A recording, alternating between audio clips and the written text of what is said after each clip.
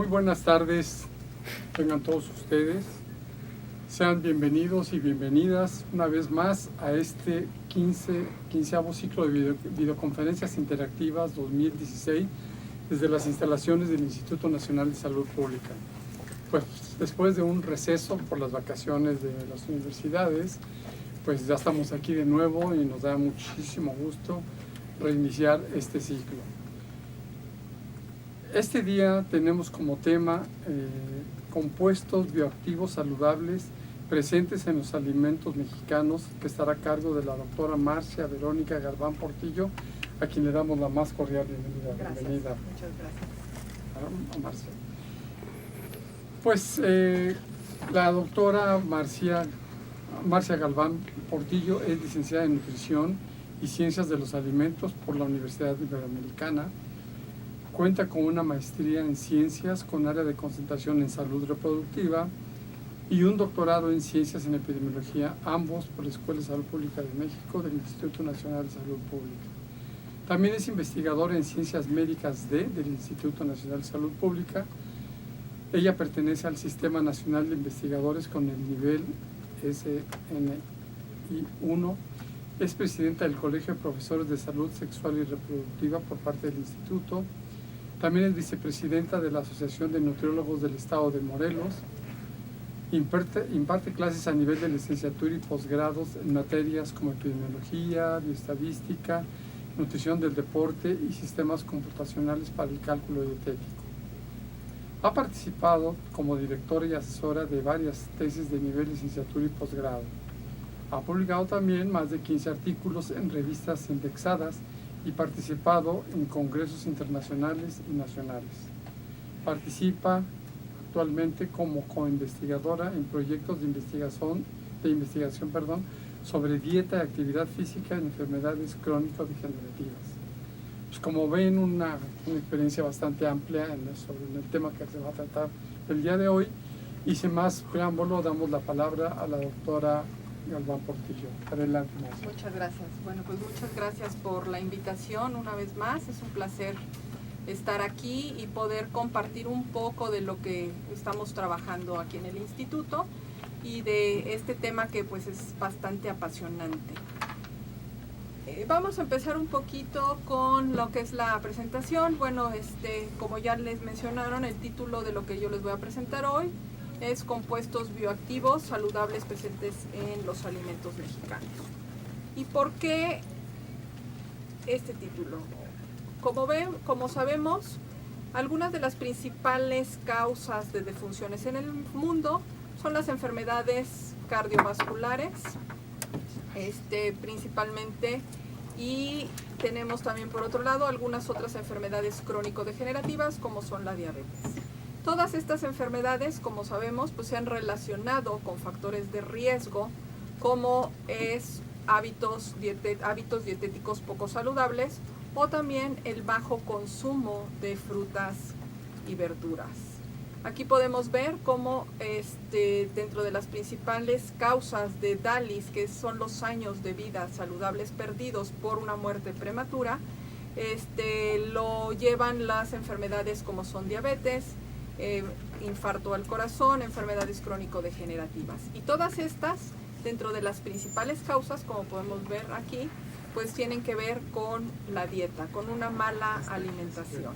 Y esta mala alimentación, pues básicamente nos estamos hablando de que es un bajo consumo de alimentos como son frutas y verduras.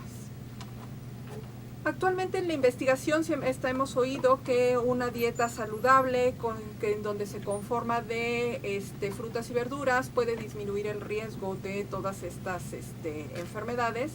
Sin embargo, la evidencia a la fecha no es aún contundente. Sabemos que dentro de las frutas y verduras encontramos los famosos nutrimentos que ya conocemos, vitaminas, minerales, proteínas, pero estas frutas también tienen otras sustancias que se consideran como no nutritivas, algunos colorantes o pigmentos, algunas sustancias aromáticas, algunas sustancias bioactivas o fitoestrógenos, que básicamente es el objetivo de nuestra plática el día de hoy, y se consideran como sustancias bioactivas todas aquellas sustancias que tienen una función biológica.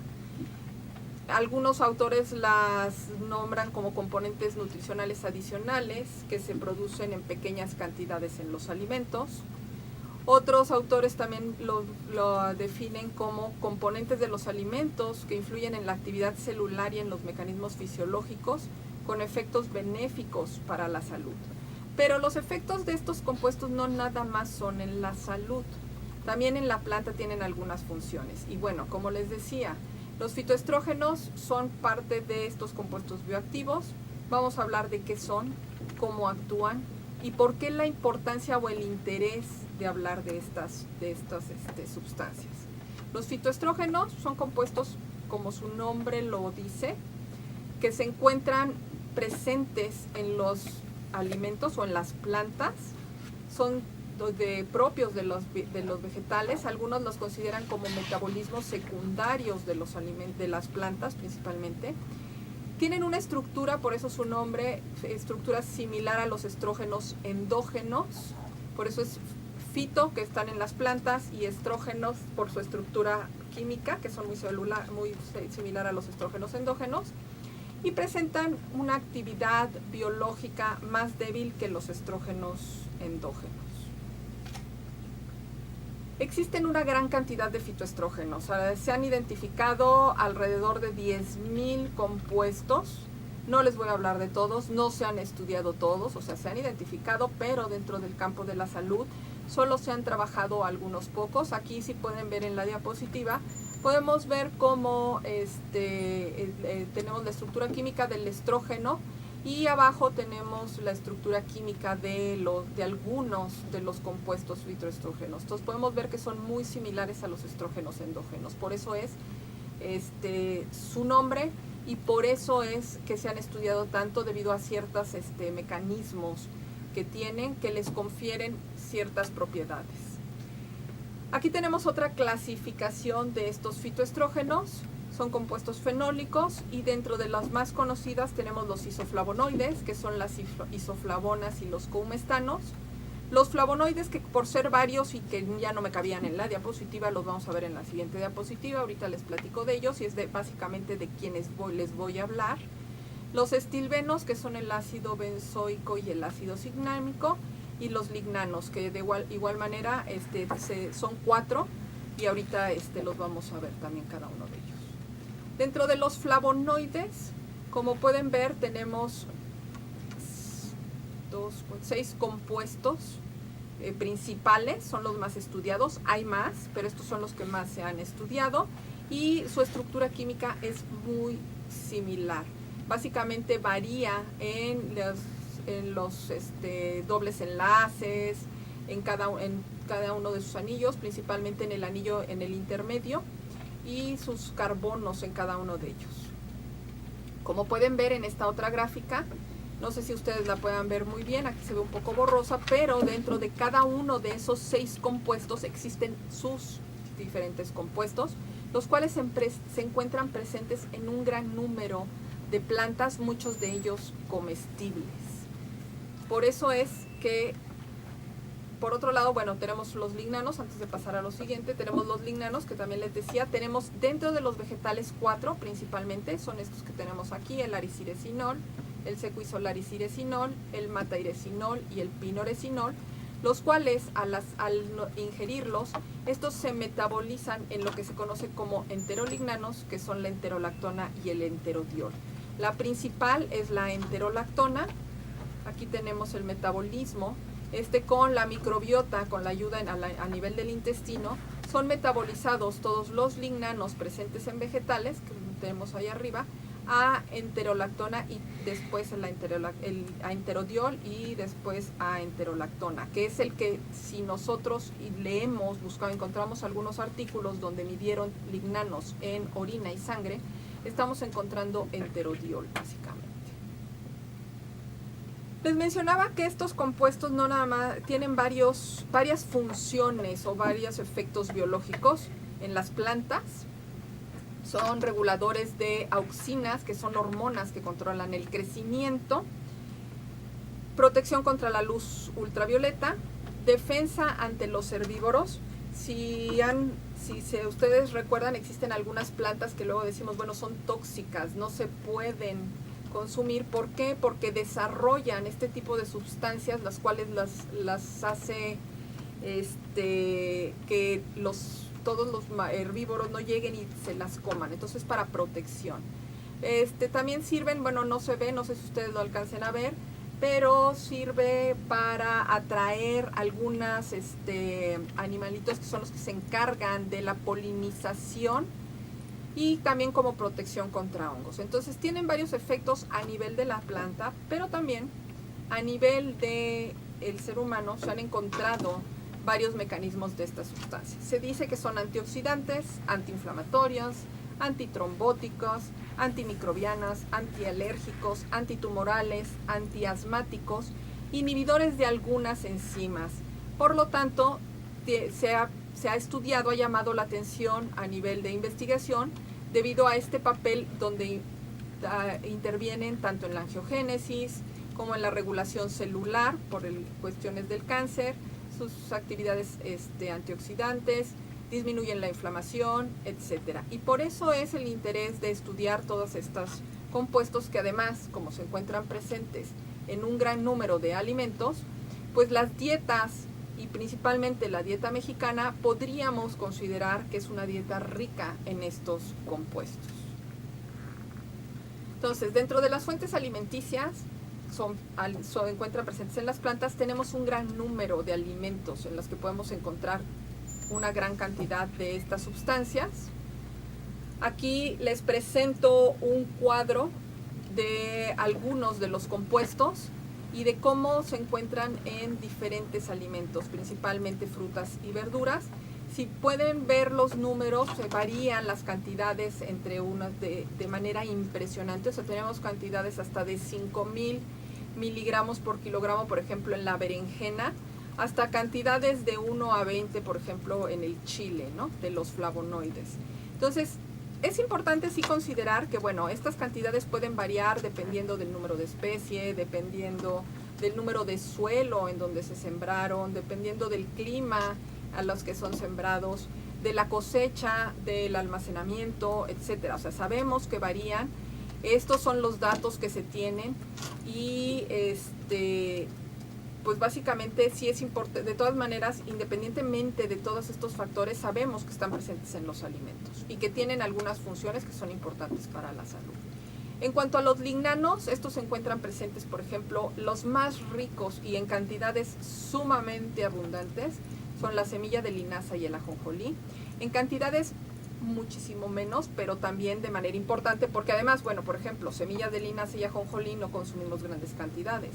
Sin embargo, a pesar de que tienen pequeñas cantidades, consumimos mayor cantidad de estos alimentos, como son los cereales enteros, las leguminosas, las frutas y vegetales, el vino tinto, etc. Por eso es que cuando oímos hablar de que una dieta mediterránea, por ejemplo, es buena para la salud, pues la dieta en sí son los compuestos que contienen todos estos alimentos que componen esta dieta mediterránea, ¿no? Entonces, por eso es que finalmente llaman la atención todo este tipo de compuestos. Aquí les presento algunos datos sobre el consumo mundial de algunos de estos alimentos. Podemos ver que varía de manera importante. Hay estudios tanto en Holanda, en los países asiáticos principalmente se han estudiado las isoflavonas, porque estas se encuentran presentes principalmente en todo lo que es la soya y todos los alimentos. Sabemos que los países asiáticos tienen un alto consumo de soya y muchos de los estudios o donde han empezado este tipo de estudios fue tanto en los países en los Países Bajos, Noruega, toda esta parte, Holanda, todo esto, y en los países asiáticos. Actualmente si ustedes ven el último renglón, o sea, están aquí ordenados por fechas. La última publicación, que es muy reciente, es del 2006, es en Brasil, no la alcanzo a ver, creo que sí era Brasil o Cuba, no me acuerdo. Y ya empiezan también a estudiar. ¿Cuál ha sido el problema de que todos estos estudios son sumamente recientes? Y podemos ver, Pues uno de los grandes problemas es la falta de bases de datos con el contenido de fitoestrógenos. O sea, sabemos que están presentes, sin embargo, una de las grandes limitaciones para poder seguir avanzando en el conocimiento de estas sustancias es la falta de una base de datos con el contenido de estas sustancias. No obstante, existen ya algunas bases de datos. En México, ¿qué fue lo que hicimos? En México también hemos empezado a trabajar algo de esto. El primer trabajo que tuvimos fue generar una base de datos. Aquí este es un ejemplo de la publicación, donde evaluábamos el contenido de algunos alimentos ricos, muy comunes en la dieta mexicana, y en un grupo de mujeres mexicanas, principalmente del estado de Morelos, evaluamos más o menos cómo era el consumo de estos alimentos. Entonces, bueno, el objetivo de este trabajo fue reportar exactamente el contenido de algunos flavonoides y de los lignanos, por eso era que les decía que era de lo que más les iba yo a platicar, de los lignanos, los 4 secoisolaricinol, pinolaricinol, matairesinol y lariciresinol, y de los flavones, flavonol, coumestrol y ácido cinámico en los alimentos, en algunos alimentos mayormente consumidos en la dieta mexicana. ¿Qué fue lo que hicimos? No tenemos, nosotros por desgracia, pues no contamos con un laboratorio en el cual podamos cuantificar la cantidad de estas sustancias en los alimentos. Entonces lo que hicimos, lo que consistió en nuestro trabajo fue hacer una búsqueda bibliográfica para buscar bases de datos. Encontramos que la USDA de Estados Unidos ya contaba con una base de datos, la cual se ha ido actualizando durante los últimos años, y encontramos otra base de datos que se llama Notis, que es de Inglaterra, de los países de Inglaterra. Aquí les pongo otra base de datos, que es el Phenol Explorer, porque actualmente estamos analizando los datos de la EnSalud. Entonces, esta primera base que les voy a presentar y los resultados que les voy a presentar son de las primeras 2 bases de datos, pero ya actualizamos nuestra base de datos para poder reportar ya un consumo mayor a nivel ya, no nada más en este caso como de mujeres del estado de Morelos, sino ya a nivel poblacional. Después de esto, bueno, como ya les mencionaba, dependiendo de la variedad, va a variar la cantidad de los alimentos. Entonces, lo que nosotros hicimos fue, después de que teníamos las bases, hacer una identificación taxonómica de los alimentos que componían el cuestionario. Encontramos que el 54% de los alimentos que componían el cuestionario eran fuentes de estos fitoestrógenos. Y finalmente imputamos los valores a estos 54 alimentos de los fitoestrógenos que ya les mencioné. ¿Cómo fue el consumo de estos fitoestrógenos? Bueno, en estas mujeres del estado de Morelos encontramos que para el flavonol el consumo promedio fue de 29.3 miligramos por gramo. Para el, no recuerdo, aquí no lo alcanzo a ver, pero no sé si es este es el primero, es el flavonol, el otro es aquí está, los flavones, y finalmente es de 7.5, y para el flavonol fue de 10 miligramos por decilitro. En el caso de los lignanos, el que más abundantemente fue su consumo fue para el lariciresinol, con 205.3 microgramos por decilitro. En segundo lugar es el secoisolariciresinol, y después seguía el pinoresinol, y en muy poquita cantidad el matairesinol. Después tenemos el ácido cinámico, cuyo consumo fue de 116.35 miligramos por decilitro, y para el coumestrol fue de 1.7 miligramos por decilitro. Pero bueno, pues se van a preguntar, ok, ¿y dónde encuentro? O sea, lo más importante es dónde encuentro todas estas sustancias, ¿no? En el artículo viene una tabla completa donde vienen todos los alimentos que eran fuentes de cada uno de estos alimentos. Sin embargo, aquí yo les presento los alimentos que representaron más del 10% de la ingestión de estos fitoestrógenos que les estoy presentando. Para el caso de, si recuerdan, en el caso de los lignanos, o el que ocupaba el segundo lugar en mayor cantidad de consumo fue el seco-isolariciresinol, el cual está representado en un mayor grado por los frijoles pintos, que finalmente en México uno de los alimentos bases de nuestra dieta son los frijoles, ¿no? Entonces aquí vemos cómo podemos sí hablar de que nuestra dieta pues es abundante en este tipo de sustancias. También encontramos que los frijoles también son fuentes de colesterol y de ácido cinámico. En cuanto a los otros dos lignanos, que fueron el lariciresinol y el pinoresinol, el brócoli fue uno de los alimentos que más representó la ingestión de estos dos compuestos. Para el matairesinol fue la naranja, para el flavonol fue la manzana, para los flavones fue la salsa preparada en casa, la salsa que comemos con todos nuestros alimentos, que además tiene pues chile, cebolla, el jitomate, algunos le ponen cilantro, perejil, etcétera, que todos esos alimentos finalmente contienen estas sustancias. Y finalmente para el flavonol es la cebolla. La cebolla es un alimento riquísimo, es la principal fuente de quercetina, que es uno de los compuestos de los flavonoles y que además es muy abundante en la dieta mexicana. Por eso es que podemos hablar que nuestra dieta es rica en estos compuestos. Existen algunos otros alimentos dentro de la dieta mexicana que, a pesar de que no se han cuantificado, bueno, anteriormente no se habían cuantificado, ahorita ya existe una publicación que cuantificó la cantidad de compuestos bioactivos en el nopal. Y siempre oíamos hablar que el nopal tiene una actividad antimicrobiana, una actividad hipoglucemiante, una actividad neuroprotectora, antiinflamatoria y antioxidante. Actualmente ya se tiene una publicación en donde se ha visto que el nopal, no nada más el nopal, sino la flor del nopal y lo que son las tunas que tanto consumimos dentro de la dieta mexicana, pues son ricas en todos estos compuestos bioactivos o fitoestrógenos. Aquí se los dividí por cada uno de la flor, la hoja y la pulpa, y cada uno de ellos contiene, por ejemplo, quercetina, o sea, flavonoides, canferol, isojarnetina, luteolina.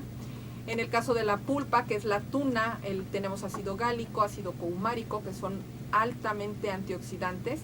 Ya no lo puse, pero porque en la pulpa generalmente es muy raro que, por ejemplo, cuando comamos tuna le quitemos las semillas, casi a veces imposible. La semilla también es una fuente muy rica de fitoestrógenos.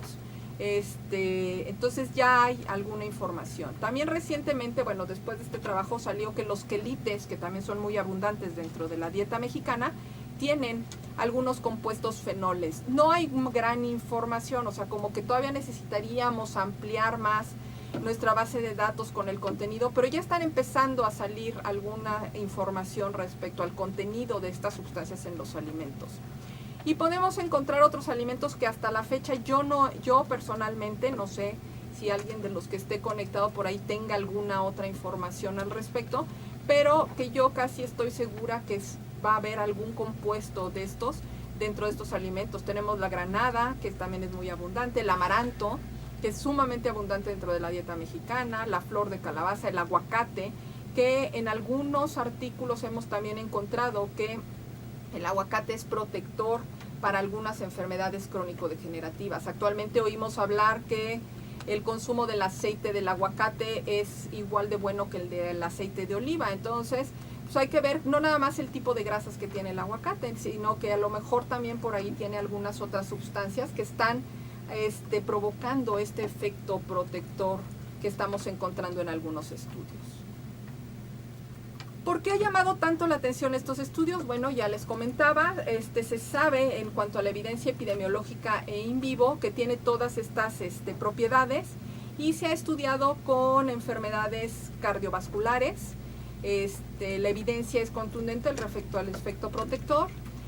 Se ha estudiado que también previene o ayuda a la diabetes, a la osteoporosis, al cáncer, a algunas enfermedades renales, en el envejecimiento también se han encontrado, y actualmente se están estudiando también para enfermedades neurológicas, Alzheimer, Parkinson, etcétera. Yo les voy a presentar un poco de la evidencia que hay sobre estas sustancias y el riesgo de cáncer de mama, que además es también algo de los resultados que nosotros hemos trabajado. En cuanto a la evidencia científica, vemos que hay un gran número de estudios. No se logra ver muy bien. Básicamente lo que quería demostrarles aquí es que un número importante de estos estudios han sido en mujeres asiáticas. Si nosotros buscamos, podemos ver que las mujeres asiáticas tienen un menor riesgo de cáncer de mama. ¿Por qué puede ser? Bueno, un efecto puede ser la dieta. Recordemos que la dieta se empezó a estudiar o empezó a llamar el interés cuando en varios estudios en mujeres migrantes asiáticas llegaban a Estados Unidos y después de 2 o 3 generaciones, estas mujeres empezaban a presentar los mismos riesgos de desarrollar enfermedades tanto cardiovasculares como cáncer de mama que las mujeres de Estados Unidos a las que ellas habían llegado. ¿Y qué era lo que había variado? Genéticamente, pues ellas no habían cambiado. Lo que cambiaron fueron sus estilos de vida, su alimentación. Entonces, la mayoría de estos estudios, un gran número de estos estudios, se centran en el consumo de fitoestrógenos que, como ya les mencionaba, se encuentran presentes en la soya. Nosotros no incluimos fitoestrógenos, como pudieron ver en nuestro estudio, porque el consumo de soya no es tan abundante. Actualmente se ha empezado a hablar más de soya, se consume ya más soya, pero anteriormente no era tan abundante el consumo de soya. Tenemos algunos estudios importantes. Este es el consumo de soya, como pueden ver, y cáncer de mama. Son estudios de casos y controles. Si se fijan, la mayoría son mujeres asiáticas. Ellas logran encontrar las rayitas que tienen el asterisco. Es donde ellas encuentran una disminución en el riesgo estadísticamente significativo. Que fue hecho tanto en Japón como en Singapur, las 2 primeras de abajo, son en mujeres premenopáusicas, mientras que el de mujeres asiáticas de 1996, que está de otro color, este fue un estudio hecho en Estados Unidos, en donde esta evidencia significativa la encontraron en mujeres asiáticas que no nacieron en Estados Unidos, o sea, que migraron a Estados Unidos y son mujeres tanto pre como postmenopáusicas. Aquí están mezcladas. Tenemos acá otros estudios. Estos son estudios prospectivos, en donde tampoco logran encontrar significancia estadística. Sí se ve una disminución en algunos de ellos. No logran encontrar significancia estadística. Son estudios, uno de ellos el segundo es hecho en Estados Unidos. Miden tanto soya como tofu, en el otro miden tofu, y a la fecha la evidencia todavía no es confirmatoria de su efecto protector, pero sí se está logrando ver. Pueden ser por muchas cosas, como les mencionaba. Tenemos un problema con las bases con el contenido nutrimental, todavía no es muy fiable la evidencia. Que finalmente se está trabajando, la USDA y todas estas, el Phenol Explorer y todos, están midiendo de manera importante todas estas sustancias. Puede ser que a lo mejor la variedad que estén comiendo no sabemos qué es lo que pase. Puede ser que el momento en el que estamos midiendo todo esto no sea el adecuado, pero finalmente definitivamente la dieta rica en vegetales y frutas sabemos que protege de todas estas enfermedades. Aquí tenemos un pool análisis. Estos son lignanos y cáncer de mama. Tenemos un pool análisis de 8 estudios prospectivos, en donde evaluaron las frutas solas, encontraron una disminución del riesgo marginal. En el caso de los vegetales no fue significativa, y después mezclaron frutas y vegetales y también fue una disminución del riesgo de tipo marginal, de un 7% del riesgo. Acá tienen lignanos. Aquí midieron lignanos en orina o suero y vieron cáncer de mama. Tenemos estudios que son en Australia, en Finlandia y en los Países Bajos, y podemos ver que aquí sí encontraron una disminución significativa importante en los países como son Finlandia y los Países Bajos. Estos son ya estudios más recientes, son del 2001. Después de esto tenemos algunos estudios, también aquí ya fueron lignanos dietéticos, el riesgo de cáncer de mama. Empezaron a ver la cuestión de los estatus de los receptores de estrógenos tumorales, y bueno, básicamente encontraron que en aquellas mujeres que son premenopáusicas con receptores de estrógenos negativos, hubo una disminución en el riesgo casi del 60% y esta tendencia fue estadísticamente significativa. Acá tenemos otro estudio que es un estudio de tipo prospectivo. También encontraron para lo que fue los lignanos totales y para nada más uno de los 4 compuestos encontraron una disminución estadísticamente significativa. Acá estratificaron, son mujeres posmenopáusicas con receptores positivos de estrógenos y progesterona, también encontraron una disminución estadísticamente significativa. Acá tenemos un metaanálisis, ya hay un metaanálisis, este es muy reciente, en donde lo que midieron fue enterolactona sérica y aquí tienen todas las variables. El primer estudio fue para todos, metieron todos los estudios, tenían mujeres pre como post. Abajo tenemos el resultado de mujeres posmenopáusicas, en ambos fue estadísticamente significativo. Y aquí estratificaron por tipo de análisis, por tipo de diseño, perdón. Arriba tenemos los estudios de corte, donde otra vez vuelven a encontrar una diferencia o una disminución en el riesgo estadísticamente significativa. Y en el de abajo tenemos los estudios de casos y controles. O sea, hay una disminución. Definitivamente estamos viendo que sí hay una disminución estadísticamente significativa. ¿Cuáles son las hipótesis que podrían estar explicando el efecto de protector que estamos encontrando en estos estudios? Bueno, se dice que aparte de la actividad antioxidante de estas sustancias, pues también tienen algunas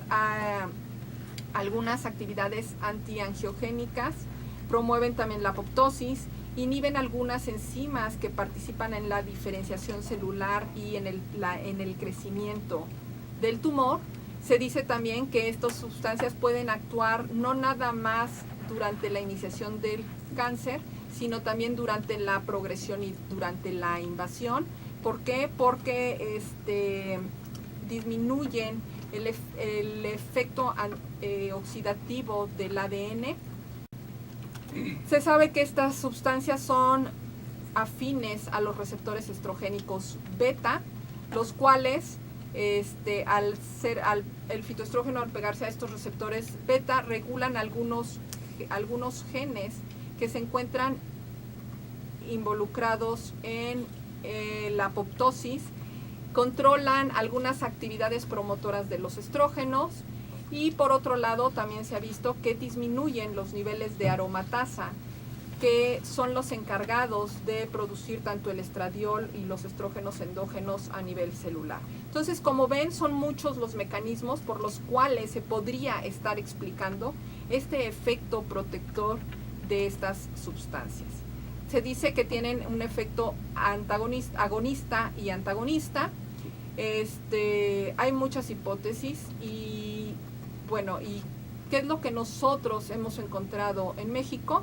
Con esta base de datos nosotros evaluamos el consumo de fitoestrógenos y el riesgo de cáncer de mama. Aquí lo que podemos ver o lo que encontramos fue que hay una disminución del riesgo y que fue estadísticamente significativa para el mayor consumo de flavonol. Aquí son las mujeres pre y posmenopáusicas y para el consumo de flavones pudimos observar una disminución del riesgo, sin embargo la P de tendencia no nos dio estadísticamente significativa. Después de esto, ¿qué fue lo que pasó? Aquí tenemos mujeres pre y posmenopáusicas, estratificamos por estado menopáusico. Entonces, si se acuerdan, acá los flavones, el riesgo no fue estadísticamente significativo. Al momento de que estratificamos por pre y post, encontramos que en las mujeres posmenopáusicas la disminución del riesgo fue sumamente importante, casi del 80%, pues podremos hablar que el 70% se disminuyó en un 70% el riesgo de cáncer de mama en las mujeres posmenopáusicas que reportaron un mayor consumo de flavones, no para las mujeres premenopáusicas. Y en el caso de los flavonoles, que de entrada ya nos había dado una disminución de riesgo estadísticamente significativa, otra vez podemos encontrar exactamente el mismo patrón. O sea, hay una disminución en el riesgo muy importante en las mujeres posmenopáusicas. Otro de los estudios, de los compuestos que evaluamos fueron los lignanos. en los que encontramos una disminución en el riesgo. Evaluamos los 4, pero solamente encontramos una disminución en el riesgo tanto en el pinoresinol como en el lariciresinol. Otra vez, en el lariciresinol, esta disminución del riesgo no fue estadísticamente significativa, mientras que en el pinoresinol sí hubo una disminución estadísticamente significativa. Al estratificar por estatus menopáusico, pre y post, aquí vemos que el lariciresinol, como que en un principio aquí, como si pueden ver, no fue estadísticamente significativa la disminución del riesgo. Al estratificar por pre y post, encontramos que esta disminución del riesgo sí fue importante, pero aquí, a diferencia de los flavonoles, fue en las mujeres premenopáusicas. En las mujeres posmenopáusicas, la disminución del riesgo no fue estadísticamente significativa. Y, acá está. El lariciresinol, para las mujeres premenopáusicas, la disminución del riesgo fue estadísticamente significativa, mientras que para las post no fue. Y en el caso del pinoresinol, lo mismo. La disminución del riesgo de manera importante, casi el 80%, fue para las mujeres premenopáusicas, mientras que no lo fue para las mujeres posmenopáusicas. Entonces, ¿qué es lo que nos está diciendo esto? Bueno, que están actuando de manera diferente, o sea, no sabemos. En las mujeres posmenopáusicas, los flavonoles son los que están disminuyendo el riesgo. En este caso, es en los lignanos, es en las mujeres premenopáusicas. Entonces, algo muy importante es que, como ya les mencioné en un principio, todos estos compuestos tienen diferentes actividades. Pueden ejercerlas en conjunto, pueden ejercer una sola, no lo sabemos. Entonces, por eso es que es tan interesante y tan importante seguir estudiando y seguir avanzando en el papel de estas sustancias, desde cuánto está consumiendo la población mexicana y cuáles son los mecanismos biológicos por los cuales están actuando estas sustancias. Hasta ahorita nada más les presenté cáncer de mama. Tenemos también ahí por un estudio donde evaluamos cáncer gástrico y también encontramos resultados bastante interesantes. Seguimos avanzando en el estudio de esto, por ahí vamos a empezar algunos otros estudios, pero como ven, pues es muy interesante, o sea, qué es lo que está pasando, qué es lo que están haciendo todas estas sustancias, así es que pues hay que seguir estudiándolas y seguir avanzando en el conocimiento tanto del contenido en los alimentos, preferentemente mexicanos, y cuáles son los mecanismos biológicos por los cuales están actuando estos compuestos. Bueno, pues muchas gracias, doctora Galván. Vamos a ahora pasar a la serie de preguntas y dudas. Vamos a ver si alguien quiere hacer una pregunta. Y han hecho algunas, pero sí, ahorita es el tiempo de que lo puedan hacer a través del chat para que la doctora que tenemos aquí al frente pues pueda sacarnos de esas dudas. Antes que nada, vamos a pasar con la Universidad Autónoma de Nuevo León, que siempre está acompañándonos, a la cual le damos la más cordial bienvenida, para darles la palabra y buenas tardes. Y si tienen alguna duda, pues es el momento, por favor, de que la externen. Adelante, Universidad Autónoma de Nuevo León. Bueno, doctora Galván, realmente es una plática muy interesante. Aquí comentábamos que además de que nos abrió el apetito con todo lo que nos estuvo comentando, pero también el apetito de conocer más sobre los alimentos mexicanos. Comentábamos aquí la importancia no nada más de que, bueno, lo hemos escuchado, la gente en general comenta de algunas cosas, algunas propiedades, pero la importancia realmente de darlo a conocer, porque ya no sería nada más en función a que el común, en general la gente platicaría en función a su experiencia o de lo que ha escuchado, sino que ya lo comentaría y lo comería y lo recomendaría en función a bases científicas. Entonces, ¿cómo hacerle para que estos conocimientos, la gente en general, todos lo pudiéramos conocer? Y hasta ideas se me ocurren en los mercados, poner todas las propiedades que tienen los alimentos, para que de esta forma de veras motivemos e incentivemos el consumo de estos alimentos. La felicitamos por parte de aquí de todas las compañeras. Muy interesante su plática. Muchas gracias. Bueno, sí creo que es importante lo que mencionan, ¿no? Darlo a conocer, que la gente sepa. Ahora, actualmente, sabemos que con la globalización, pues nuestra dieta es una de las que más cambios ha sufrido, ¿no? Esa disponibilidad de tantos alimentos procesados, los estilos de vida actualmente en los que nos encontramos todos sometidos, es más fácil ir y comprar, salirnos a la tiendita y comprar algo que ya está procesado, que consumir los alimentos naturales, ¿no? Entonces yo creo que, de momento no existe, y además es imposible decir un alimento es el que nos puede ayudar. Yo creo que es todo un contexto de una dieta balanceada y de una dieta natural. O sea, yo estoy a favor del consumo de una dieta natural. Me refiero, a veces confundimos el término natural como no consumir carne o no consumir lácteos, no.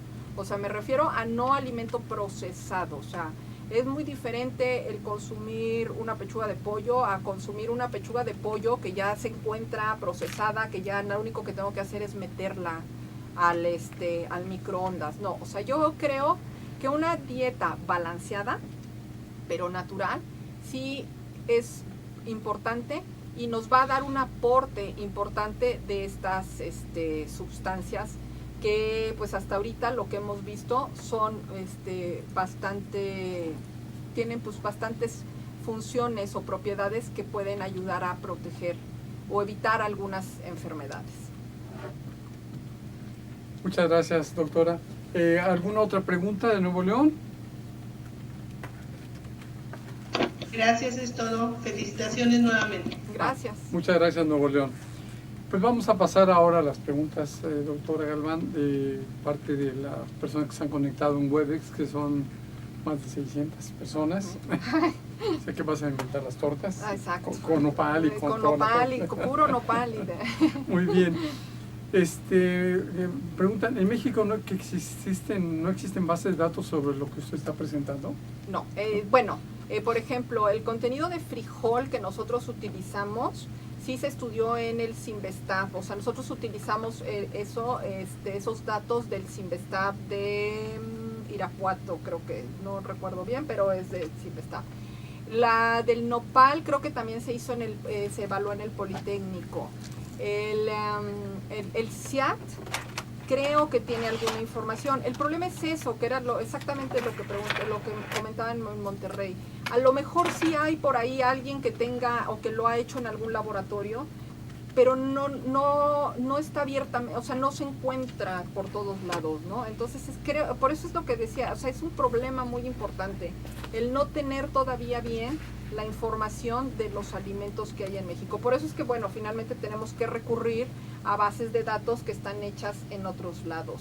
Ahora, por ejemplo, tanto la USDA como el Phenol Explorer, a lo que se han dedicado es como encontrar variedades de diferentes países y medirlas.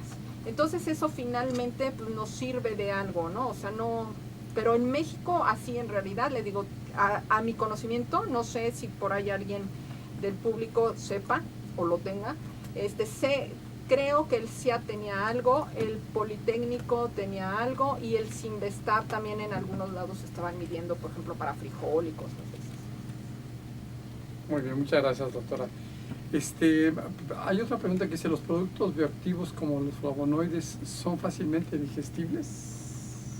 Sí, o sea, sí, no, hasta ahorita no, ahora no se ha evaluado la digestión de ellos. O sea, lo que se ha visto es que, bueno, estos flavonoides, muchos dependiendo de la forma en la que se encuentren, que ese es otro de los grandes problemas, la biodisponibilidad. También tenemos que estudiar la parte de la biodisponibilidad, porque muchos de la forma en la que se encuentran se pierden por lixiviación, o sea, se pierden en el agua.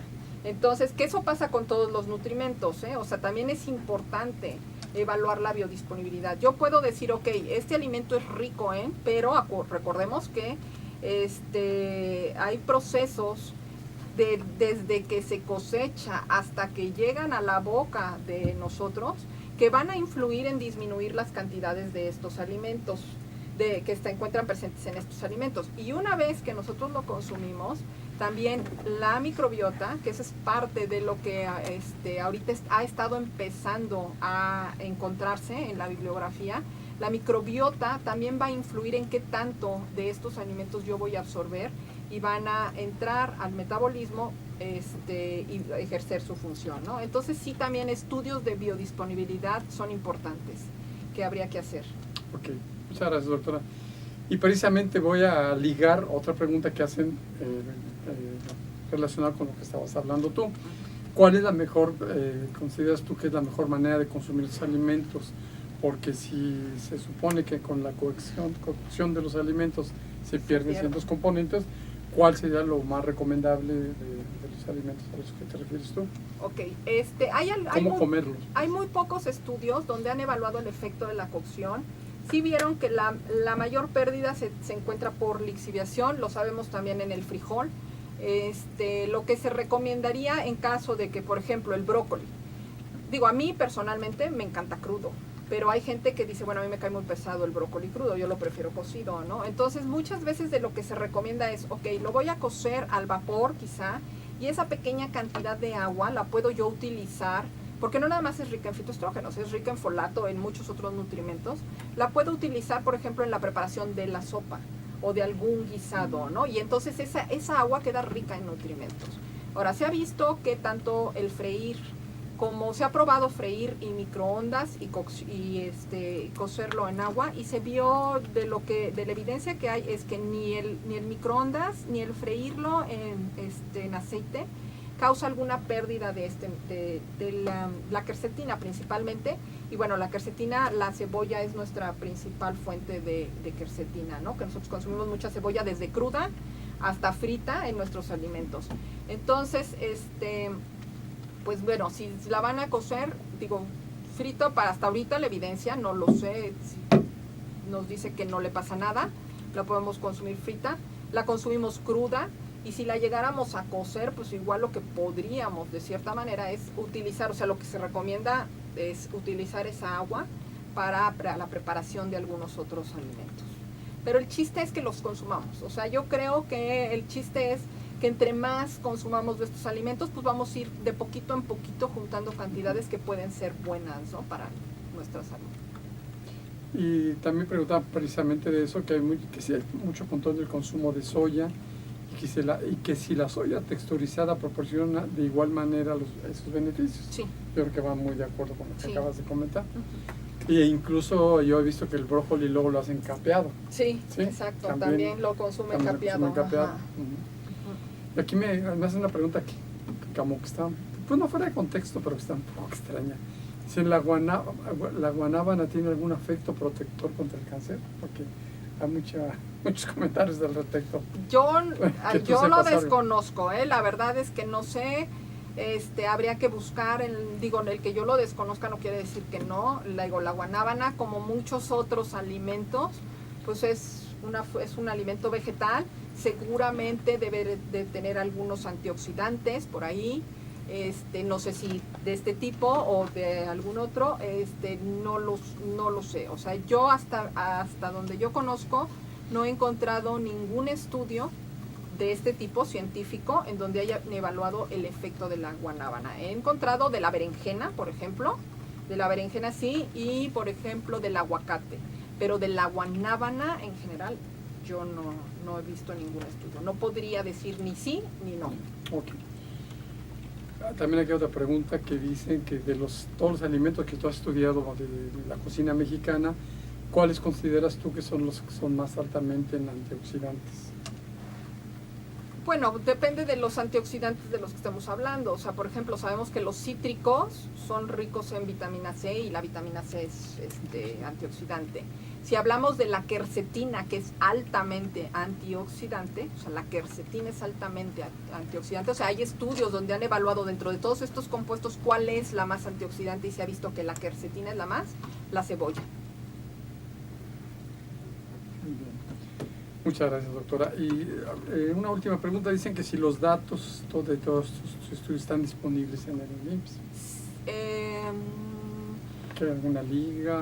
El de la base de datos no recuerdo, pero creo que sí es de salud pública y esos creo que, no sé para ustedes si fuera del instituto estén este sí es de salud pública, el de la base de datos. Y bueno, si no, me los pueden pedir y yo se los puedo mandar con mucho gusto los artículos, si les interesa, con mucho gusto yo les puedo mandar los PDFs de los artículos, pero el de la base de datos sí está disponible en salud pública.